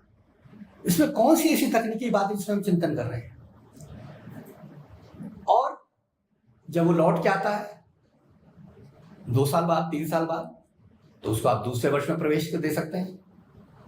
उसने अगर सर्टिफिकेट पास किया तो दूसरे वर्ष में डिप्लोमा के लिए फिर आ सकता है। फिर 2 साल बाद आना चाहता है तो फिर आपने डिग्री दे दी है। ये फ्लेक्सिबिलिटी पहले नहीं थी। पहले अगर आपने पहले साल कर लिया, दूसरे साल कर लिया, तीसरे साल के 4 पेपर कर लिए, 1 पेपर छोड़ दिया, सारा मेहनत बेकार हो गया, आपका भी राष्ट्र का भी, क्योंकि राष्ट्र आपकी शिक्षा में काफी धन व्यय करता है। और परिस्थितियां कई बार बच्चों की ऐसी रहती है कि सतत वो अध्ययन नहीं कर सकते। राष्ट्रीय शिक्षा नीति यही सुविधा तो प्रदान कर रही है। राष्ट्रीय शिक्षा नीति आपको एकेडमिक बैंक ऑफ क्रेडिट की व्यवस्था कर रही है। पुनः उसी बात को ले ले, आपने किसी पाठ्यक्रम में 18 कोर्सेस पढ़ रहे हैं, 17 पास कर लिए, 18वां नहीं पास हुआ। परंपरागत शिक्षण व्यवस्था में आपके पास कोई मार्कशीट की कोई वैल्यू नहीं, जो आपको बस डिग्री मिलेगी। लेकिन अभी इन्होंने कहा है राष्ट्रीय शिक्षा नीति नहीं, आपने जो प्रयास किया है वो आपके बैंक में जमा होगा। बैंक में पैसे जमा करने के लिए आपको कम से कम 50,000 जमा करना ऐसा नहीं है, 5 रुपए भी जमा कर सकते हैं। यानी 1 कोर्स भी जमा होगा, 2 कोर्स भी जमा होगा, 3 कोर्स भी जमा हो सकता है, 4 कोर्स भी जमा होगा। ये एक यूनिवर्सिटी से भी हो सकता है, दूसरी यूनिवर्सिटी से भी हो सकता है, स्वयं से भी हो सकता है। और जब इन सबको जोड़ लेंगे तो हम इसके आधार पर किसी को क्रेडिट को एनकैश करके डिग्री दे सकते हैं, डिप्लोमा दे सकते हैं, सर्टिफिकेट दे सकते हैं। Academic bank of credit. और इसमें कुछ नहीं करना है, आपको रजिस्ट्रेशन कराना है। इसमें भी भारत सरकार ने ऑलरेडी समर्थ पोर्टल बना रखा है। अभी हाल ही में करीब 32 लाख बच्चों का रजिस्ट्रेशन 15 दिन में हो गया। जानकारी लोगों को नहीं है, उस जानकारी को हम लोग आगे बढ़ाना चाहते हैं कि आप लोग अपने बच्चों का रजिस्ट्रेशन, ये जैसे बैंक में अकाउंट खोलना है, एकेडमिक बैंक का अकाउंट समर्थ पोर्टल पे खुलेगा और उस पोर्टल से आपने खोल दिया तो जो जो आप पास होते जाएंगे वो अपने आप आपके अकाउंट में क्रेडिट होता जाएगा। और जब आपको लगेगा कि हमारे 120 क्रेडिट हो गए, 140 क्रेडिट हो गए, तो आप उस क्रेडिट के आधार पर उसको आगे बढ़ा सकते हैं। मल्टीपल एंट्री मल्टीपल एग्जिट देश के लिए जरूरी है। 2 विषयों को पढ़ना बच्चे के एम्प्लॉयबिलिटी के लिए जरूरी है, स्किल को जोड़ना एम्प्लॉयबिलिटी के लिए जरूरी है। और सबसे बड़ी बात है, 1 से अलग विषय को पढ़ना, वो ये है कि इनोवेशंस को बढ़ावा देता है, मस्तिष्क की शक्ति का विकास करता है। परंपरागत जो ज्ञान है हम लोग जो अभी तक प्राप्त करते आ रहे हैं, एक विषय में पढ़ते चले आ रहे हैं, तो तर्क शक्ति तो बढ़ जाती है, लेकिन जो कल्पना शक्ति है उसका विकास नहीं हो पाता। और नवाचार के लिए हमें कल्पना शक्ति और तर्क शक्ति दोनों को जोड़ना पड़ेगा। हम मेक इन इंडिया की बात करते हैं, हम एंटरप्रेन्योरशिप स्किल्स की बात करते हैं, लेकिन ये स्किल्स कैसे बढ़ेंगे?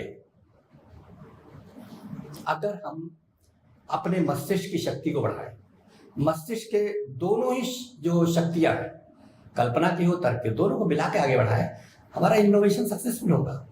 हम मेक इन इंडिया में बेहतर परिणाम देना शुरू करेंगे, डिजिटल इंडिया में बेहतर देना परिणाम शुरू करेंगे, हम एम्प्लॉयबल हो जाएंगे। अगर हम कुछ नई बात सिस्टम में दे सकते हैं तो सिस्टम तो हमको लेगा ही, हर संस्था आपको लेगी। आपके मस्तिष्क का वो हिस्सा जिसका आप प्रयोग नहीं कर रहे, तब आप प्रयोग कर सकते हैं। इसीलिए बार बार कहा जाता है जब इनोवेशन की बात कही जाती है कि आप बुक्स ऑफ जनरल इंटरेस्ट पढ़िए, दूसरे विषय को भी देखिए, अपने विषय के अलावा अन्य विषयों का भी अध्ययन करिए।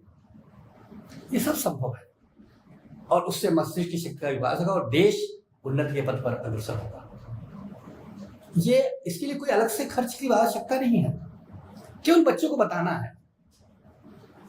जो शक्ति उनके पास है, कल्पना शक्ति भी उनके पास है और तर्क शक्ति भी उनके पास है, दोनों को बेहतर ढंग से और आगे बढ़ाना है। इसीलिए जब हम स्किल्स की बात करते हैं तो तकनीकी स्किल्स के साथ सॉफ्ट स्किल्स भी हैं, एनालिटिकल स्किल्स भी है। हम सब प्रकार की दक्षताओं को उसमें जोड़ेंगे। हमारी शिक्षा का उद्देश्य यह है कि ज्ञान के साथ साथ दक्षता, ज्ञान के साथ साथ मानवीय मूल्य और रोजगार परक शिक्षा भी हो, यूजेबल हो उसकी शिक्षा। हम वोकेशनल एजुकेशन की बात करते हैं राष्ट्रीय शिक्षा नीति में। वोकेशनल किस लिए? जिसलिए कि वोकेशन में हम आसानी से जुड़ सके। और उसके लिए अगर मान लिया हमारे परंपरागत विषय प्योर लिटरेचर के हैं या प्योर सोशल साइंस के हैं, आप चाहते हैं कि उनको एम्प्लॉयबल बनाना, बहुत आसान सा तरीका है। आपने 18 पेपर में 9 पेपर आपके उसी विषय के रख लिए और बाकी आपने कहा जो एम्प्लॉयबल कोर्सेज उनको रख लीजिए। कंप्यूटर का एक रख लीजिए, जर्नलिज्म का एक रख लीजिए, मैनेजमेंट का एक रख लीजिए, सॉफ्टवेयर के एक आध पेपर रख लीजिए, जो ठीक लगे। अपने आप वो जो दक्षताएं हैं उनकी बेहतर होंगी और बच्चा एम्प्लॉयबल होगा। हम बार बार उन चीजों को देखना चाहते हैं जो हमारी अपनी है, हमारी ज्ञान परंपरा, भारतीय धरोहर। राष्ट्रीय शिक्षा नीति इस बात पर भी जोर देती है। हमारे पास ज्ञान का अथाह भंडार था, हमारी संस्कृति बहुत समृद्ध थी, क्या हम उसमें और योगदान नहीं दे सकते? हम कर सकते हैं। हमारे पास वेद है, हमारे पास ज्योतिष विज्ञान है, हमारे पास जो वेद है वो कृषि कैसे बेहतर कर सकता है उसके बारे में बताता है। हमारे पूर्वजों ने ही गणित का ज्ञान पूरे विश्व को दिया था। हम अपनी ज्ञान की जो निधि है उसको खोजें और उसको दें अपनी नई पीढ़ी को, और हमें अपनी समृद्धता पता लगे। राष्ट्रीय शिक्षा नीति यही तो कह रही है। हमारी संस्कृति, हमारी भाषा, मातृभाषा में शिक्षा देने में क्या दिक्कत है आपको? आप कहेंगे साहब उसके लिए हमें अलग से टीचर चाहिए। नहीं, हमको जो भाषा आती है वो बोल सकते हैं ना। कम से कम बच्चे को काउंसलिंग तो कर ही सकते हैं, परामर्श तो कर ही सकते हैं। और मातृभाषा में शिक्षा का तर्क क्या है? सामान्य सा तर्क है। हम कोई और भाषा 4 या 5 साल बाद सीखते हैं जब विद्यालय जाते हैं। मातृभाषा माँ के साथ सीख लेते हैं। 3 या 4 साल जो अतिरिक्त उस भाषा को सीखने में आसानी से सीख लेते हैं, उससे हमारी भाषा नींव मजबूत हो जाती है। और उस भाषा में अगर कोई ज्ञान दे सकता है तो हमारे लिए बहुत लाभकारी है। हम कर सकते हैं, प्रयास करिए, सोचिए, निश्चित रूप से आ जाएगा। हम लोगों ने एक छोटा सा प्रयास किया था इसी स्वयं प्रभा चैनल के माध्यम से। हम लोगों ने क्या कहा था कि हमारे जो बीए के परंपरागत विषय हैं, सोशल साइंस के विषय, इतिहास है, समाज विज्ञान है, पब्लिक एडमिनिस्ट्रेशन है, सोशियोलॉजी है, इनको हम मातृभाषा में पढ़ाएं। शुरुआत में हम भी समझ नहीं पाए कैसे करेंगे, फिर धीरे समझ में आने लगा, अरे इसको मातृभाषा में पढ़ाना तो मातृभाषा के शिक्षक को बुला लेते हैं, क्योंकि वो अपनी मातृभाषा के साथ साथ दूसरों की मातृभाषा से आसानी जुड़ जाएगा। हमने सोशियोलॉजी के पेपर्स तेलुगु, मलयालम, मराठी, पंजाबी, उड़िया, गुजराती, असमी, 12 भाषाओं में बात करना शुरू कर दिया और परिणाम बहुत अच्छे रहे। हम सब कर सकते हैं जहां जिसको अवसर मिले। इसके लिए सरकार से पूछने की कोई अलग से आवश्यकता नहीं, इसके अलग से ग्रांट की भी आवश्यकता नहीं। हमने तो वर्तमान जो सुविधाएं उपलब्ध हैं उन्हीं सुविधाओं का प्रयोग कर रहे हैं। हम जो आपसे बात कर रहे हैं ये चैनल भी सुविधा में सरकार ने दे रखा है आपके लिए, आप इसका प्रयोग करें। कैपेसिटी बिल्डिंग के लिए आप अपने घर पे बैठ करके मटेरियल को देख सकते हैं, वीडियो को सुन सकते हैं, डिस्कशन में पार्टिसिपेट कर सकते हैं, परीक्षा दे सकते हैं और परीक्षा का परिणाम भी उपलब्ध हो सकता है। आप देखिए कैपेसिटी बिल्डिंग का ये अनोखा प्रयास है। प्रयास होते रहे हैं लेकिन पहले कम संख्या में होते रहे। अच्छा, अब हमारे शिक्षक हों या हमारे छात्र हों, वो सारी की सारी बातों को तोते की तरह रटना नहीं चाहते, तोते की तरह पढ़ना भी नहीं चाहते, क्योंकि वे अपनी बुद्धि और विवेक का प्रयोग करते हैं। इसीलिए राष्ट्रीय शिक्षा नीति में रटने की बात नहीं कही गई है, एनालिटिकल स्किल्स को डेवलप करना है, तथ्यों को समझ करके उस पर प्रश्न पूछने चाहिए, उसमें बातचीत करनी चाहिए। बौद्धिक विकास जरूरी है, रटने की क्षमता नहीं चाहिए। और यही बात राष्ट्रीय शिक्षा नीति कर रही है। इसीलिए हमारे जो प्राइमरी और सेकेंडरी एजुकेशन है उसमें भी कई परिवर्तन हुए हैं। और अभी हाल ही में आपने 2 माह पूर्व सुना होगा कि माननीय प्रधानमंत्री जी ने 200 चैनल्स प्राइमरी और सेकेंडरी एजुकेशन के लिए उपलब्ध कराया। अभी तो हमारे पास 34 है, 200 चैनल प्राइमरी और सेकेंडरी के लिए। किसमें? मातृभाषा में, कक्षा 1 से कक्षा 12 तक के लिए। अभी जो हमारे पास वर्तमान व्यवस्था है कक्षा 1 से कक्षा 12 तक की, उसमें एक चैनल है। हमें लगा कि शायद घर में बैठ करके सुविधाजनक समय में, जब हम any time learning, anywhere learning की बात कर रहे हैं, तो हम इस प्रकार की तकनीक का प्रयोग क्यों न करें। हम ज्यादा कोर्सेस पढ़ा सकते हैं, ज्यादा पाठ्यक्रम पढ़ा सकते हैं। इसीलिए परामर्श सत्रों की बात की जाती है। अभी जो आपके साथ हम लोग 36 घंटे का ये जो कैपेसिटी बिल्डिंग का वर्कशॉप है, इसमें हम लोग बातचीत शायद 2 या 3 घंटे ही करेंगे, लेकिन जो मटेरियल आपको दिया उसको पढ़ लेंगे। और मटेरियल इस तरह से बना हुआ है कि जिसको आप आसानी से समझ सके। सेल्फ इंस्ट्रक्शनल मटेरियल, ये अधिगम सामग्री स्वयं समझने के लिए वीडियोस हैं उन बड़े विद्वानों के द्वारा, जो इनके आधारभूत बातों से आपको जानकारी दिलाएंगे। राष्ट्रीय शिक्षा नीति कह रही है कि विदेशों में हम पहुंचे, विदेशों में पहुंच सकते हैं, हम प्रयास करें। और पिछले 2 वर्षों में अगर आप देखेंगे तो लगातार प्रयास चल रहे हैं। यूजीसी ने इस संबंध में एक नया पोर्टल बना रखा है, जिसमें जो विश्वविद्यालय, जो संस्थान विदेशों में शिक्षा को बढ़ावा देना चाहता है उससे जुड़े। हम प्रयास करते रहे, जिस क्षेत्र में कर सकते हैं उस क्षेत्र में करें, कहीं बंधने की आवश्यकता नहीं है। ज्ञान परंपरा में अगर आप मजबूत है वहां काम कर लीजिए, अगर किसी डिग्री को मल्टीपल एंट्री और एग्जिट में बदलना है वो बदल सकते हैं। दूसरे डिसिप्लिन के कोर्सेज को जोड़ना है वो जोड़ सकते हैं। मस्तिष्क की शक्ति को बढ़ाना है तो इनोवेशन क्षमता को बढ़ा सकते हैं। कहीं पर भी कोई भी अवरोध आपके लिए नहीं है, और जहां आवश्यकता पड़ी वहां आप तकनीकी का प्रयोग करिए, डिजिटल रिसोर्सेस का प्रयोग करिए। नेशनल डिजिटल लाइब्रेरी हमारे पास है, लगभग 4 करोड़ की पुस्तकें हैं। 4 करोड़ पुस्तकें पढ़ी हुई जिसको हम आसानी से डिजिटली एक्सेस कर सकते हैं। विभिन्न विश्वविद्यालयों के ई कंटेंट है जो मोबाइल ऐप पर आपको उपलब्ध हो सकते हैं, हम उसको देखें। इग्नू का ही कंटेंट जो है मोबाइल ऐप पे उपलब्ध है। 15 से 16 लाख लोग मोबाइल ऐप से प्रयोग करते हैं। यानी आप अपने मोबाइल पर लोगों के लेक्चर भी सुन सकते हैं, कंटेंट को पढ़ सकते हैं। अभी जो परीक्षा की व्यवस्था जिसमें दे रखी है ऑनलाइन, आसान सी व्यवस्था, ऑब्जेक्टिव टाइप, क्योंकि आपके देखिए परंपरागत जो शिक्षण व्यवस्थाएं हैं उसमें हम सब्जेक्टिव इम्तहान देते हैं और यहाँ पर ऑब्जेक्टिव टाइप इम्तहान है।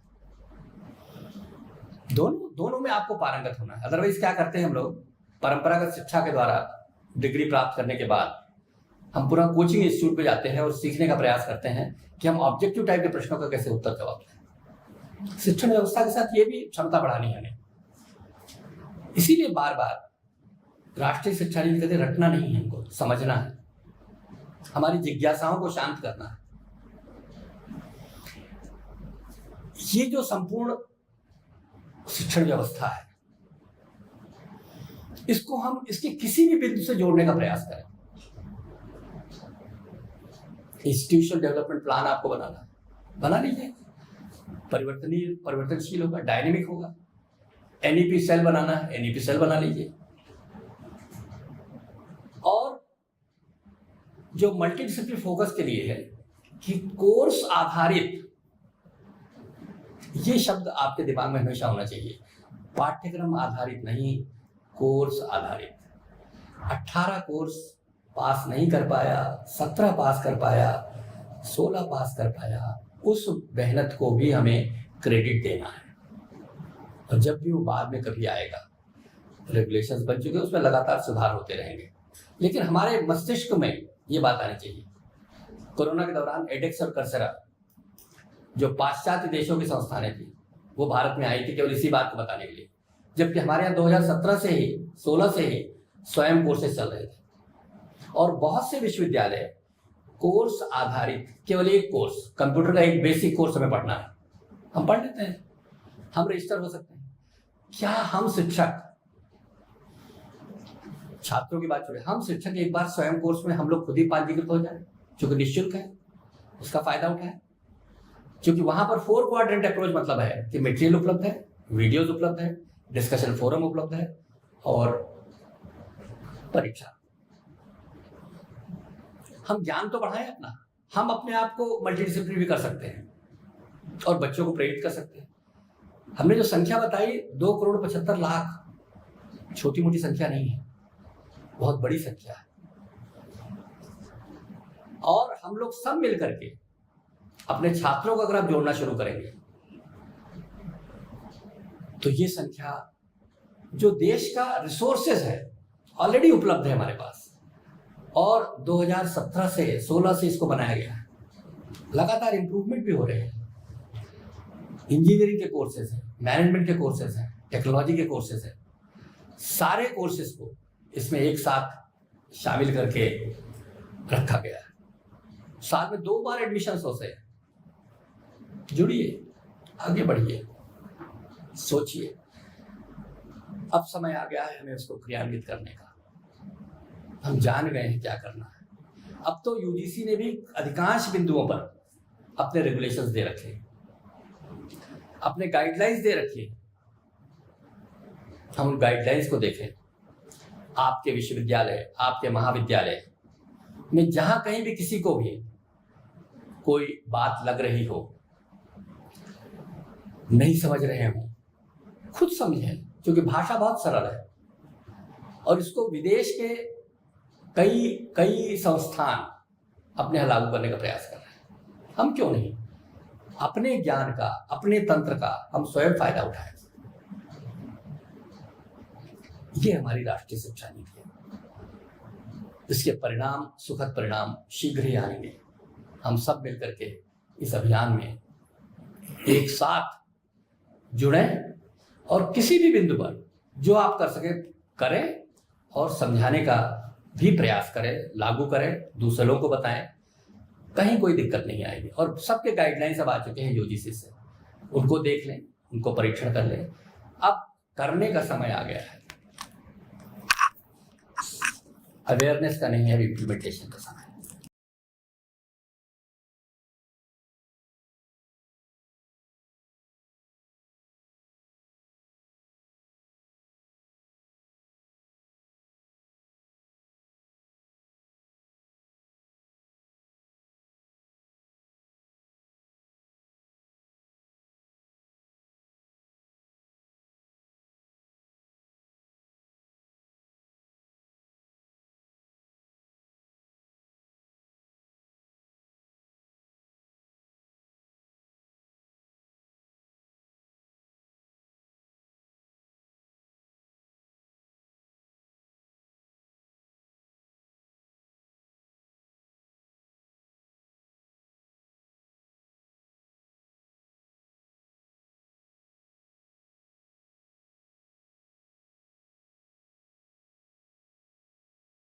Mittal. I am working as Secretary General Association of Indian Universities.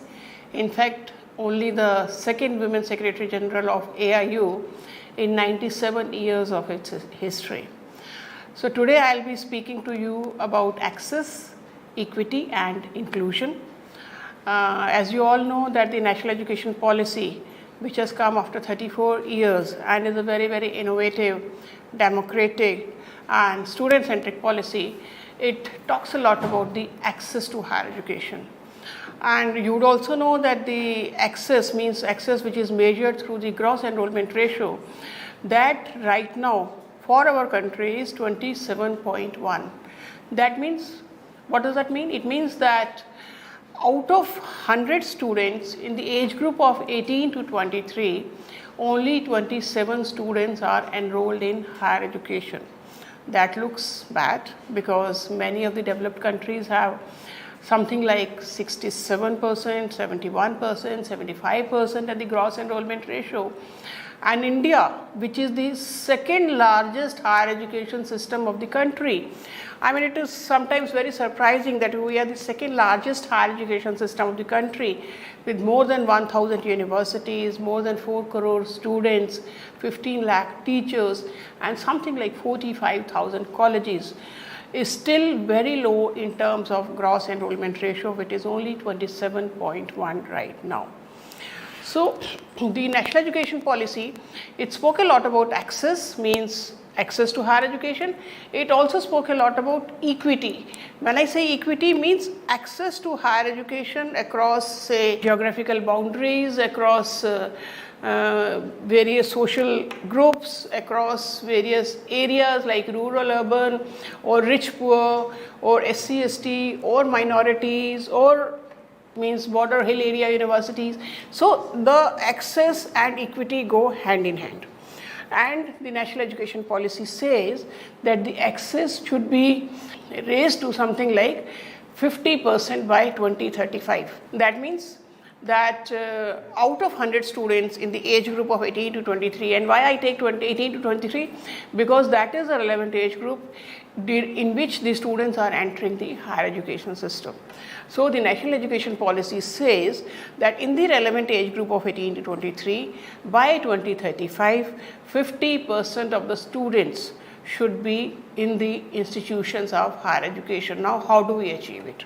So if we really want to improve the access, what are the possible ways of increasing the access to higher education? See, one very simple method will be that increase the number of universities and colleges. The government can be asked to increase the number of universities and colleges, but as you all know, it's not very easy because a lot of funding is involved in opening new universities and colleges. So it can be open, but not to that extent which can cater to the GER of something like 50% by 2035. So what could be the second method? Second could be maybe increase the intake capacity of the existing program. So in a class, if you're having say 30 students or 50 students, increase it to 70, 80. So that can also increase the access to higher education because more students will be enrolled in higher education. But again, as you know, that it affects the quality because large group of students in a particular class will not be very good for imparting quality education, especially the personalized education which the NEP is talking about. And also there will be issues with regard to the infrastructure because every classroom will not be equipped to handle these many students. So what could be the other method? Maybe the third method could be that we can have the public-private partnership. That means we can encourage many private institutions to run the, or rather maybe establish more universities and colleges so that the students can enroll in those universities and colleges and we can increase the enrollment. That is a very good way of increasing it. But then there are quality issues associated with it because some private institutions are very good, they can be giving quality education, but some are there for profit motive also. So that could be a way, but then it has to be done with a lot of sort of carefulness. We have to be carefully selecting the private participation in higher education. But one novel way which I think of is when we say that we do not have money to open more universities and colleges, and we also say that there is a lot of unemployment in the country. Can you think of this novel idea that what is the capacity of our higher education institutions and how much we are using them? Are we using them to the optimum capacity? Is the optimum utilization of higher education institutions there? Now you all know that India has a large higher education system, and that means we have so many universities, colleges with large infrastructure in terms of say buildings, labs, libraries, classrooms, such a large infrastructure. And can you imagine how much time it is used? So if you just do a simple mathematics in UGC for a long time, and we have been projecting that 180 actual teaching days are mandatory in a year. So that means out of 365 days, 180 actual teaching days means half of the year. Half of the year is gone. And every day the university is not open for more than 8 hours. So that means 1/3 of a day. So 1/3 and 1/2 will make it 1/6.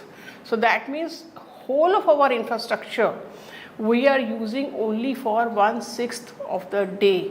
That means not more than 15 to 16% of utilization of the existing infrastructure. We cry at the top of our voice that India is a poor country, but are we a poor country if we are able to afford wastage of something like 80 to 85% of our existing infrastructure? Can we think of something like flexi timings in which the universities can open early in the morning, can work till late in the evening? At least we can think of doubling the time for which the universities and colleges are open so that the existing infrastructure can be used for the maximum capacity. In the foreign countries I have seen, the universities open very early and they close very late in the night, and so there is a possibility of having flexi hours. I am not talking of 2 shifts, morning shift, evening shift. I am talking of flexi hours in which some classes can be held in the morning, some in the afternoon, some can be held in the evening. So just imagine that if this happens, the whole infrastructure can be used to the maximum possible extent. And if I am talking about double, so then we have already doubled the infrastructure without spending a penny, except for on more teachers, which will also address the issue of employment of teachers. So optimum utilization of resources is something which we should be doing for increasing the access, in addition to the methods which I have spoken so far. Another method, which again the National Education Policy has given a lot of emphasis on, is using the online methods of teaching. There are too many concepts. There is a concept of academic bank of credit where the students can be learning course-wise. There is a concept of online teaching, and now the University Grants Commission has said that any university which is rated as a grade university by NAC can be running online programs, means complete online programs. So the students can be enrolling in these programs in large numbers, and that will also address the access issue in a big way. And I am very sure that the online education will help in actually achieving the 50% gross enrollment ratio by 2035. So these were the possible ways in which we were thinking of increasing the gross enrollment ratio. But now let me take you to something different, and that is GER a right method of assessing the access to higher education? And we did a study. I at AIU did a study, and I published a paper in Economic and Political Weekly, which is available on eligible enrollment ratio. You know, how do we measure gross enrollment ratio? That is the number of persons enrolled in higher education divided by the number of persons who are in the age group of 18 to 23. But are all the people in the age group of 18 to 23 eligible to get admission in higher education? No. Who is eligible to get admission in higher education? The persons who have passed 12th class. So who will be the eligible population who will be able to get admission in higher education? That means persons in the age group of 18 to 23 who have passed 12th class. So if we see that population as the population, as the base population from which the enrollment is there, and we did a study with say around 10 countries, and these 10 countries were USA, Germany, France, UK, China, Brazil, India, Indonesia, South Africa and Pakistan. So these 10 countries we studied for a period of 2013 to 17 to see what is the difference between gross enrollment ratio and eligible enrollment ratio in these countries. And you will be surprised that India, which was almost at the end, means at number 8 in these 10 countries in the gross enrollment ratio, as soon as we use the term EER, eligible enrollment ratio, India's position climbed up. Because when we talk of gross enrollment ratio, we are talking of the total population. When we are talking of eligible enrollment ratio, we are talking of the eligible population. And when we talk of eligible population, India's EER, you know that India's GER is 27, but India's EER was 65. And that was almost equal to the EER of developed countries. In fact, when we saw the difference in the GER and EER for different countries, we saw that the difference was too much for the developing countries and the difference was very less for the developed countries. So you can see in the graph that how the average GER and EER of 10 countries is there, and you will see that in India it is 27 and 63.7 or 65 for India, and there is a large difference of almost more than 35 for India. But if you see the countries like USA, in USA the GER is 88 and the EER is 95. In Germany the GER is 67 and the EER is 85. So the difference is very, very minuscule, but this difference becomes large for the countries which are developing countries like India. So what does that mean? It means that the gross enrollment ratio, which is a ratio of the enrollment of the total population, and which we are thinking as a problem of the higher education system, is actually a problem at the lower education, means at the school education. Because if we have enough population, say more population who are eligible to get admission in higher education, then with that base population, and even if we have the existing, like right now also if you see the transition rate, large, something like 90% students who are passing 12th class are going to higher education, but the 12th pass outs are very less. So with the same transition rate, the GER can be reaching very high. So therefore, we have to address the problem at the school education. We have to reduce the dropouts at the school level. We have to increase the number of pass outs who are past 12th class and are eligible to get admission into higher education. And the moment we increase that base, the admission to higher education is already there. Even if the existing level of admission to higher education, the GER will climb like anything. And the 65 which I am telling you, the 65 EER is already comparable. I mean, we are talking of 50, but 65 is already there in India, where the eligible enrollment ratio is almost comparable to any developed country. Therefore, my opinion is that when we measure access and equity, we should be talking of both, because GER is a concept which is widely used, so we don't say that GER should be not used at all, but GER should be used along with the EER. So GER and EER both together will decide that what is the actual scenario of access to higher education. We cannot depend upon only one parameter, that is GER. We should be talking about GER and EER and then say where the India stands, because GER is a concept which was developed by the Western countries. So in India or the developing countries, EER maybe is it would be a better measure, because it actually talks of the problem, where it is, where to hit and where to address the problem. So with that, I would like to thank all of you for listening patiently, and I hope that both, there were many suggestions which I gave today, but the two suggestions, one is optimum utilization of resources, and second, using GER and EER both as parameters for measuring the access to higher education would go a long way in measuring access and in projecting India in a better light in front of the world. Thank you very much. Happy learning. Keep learning. Thank you.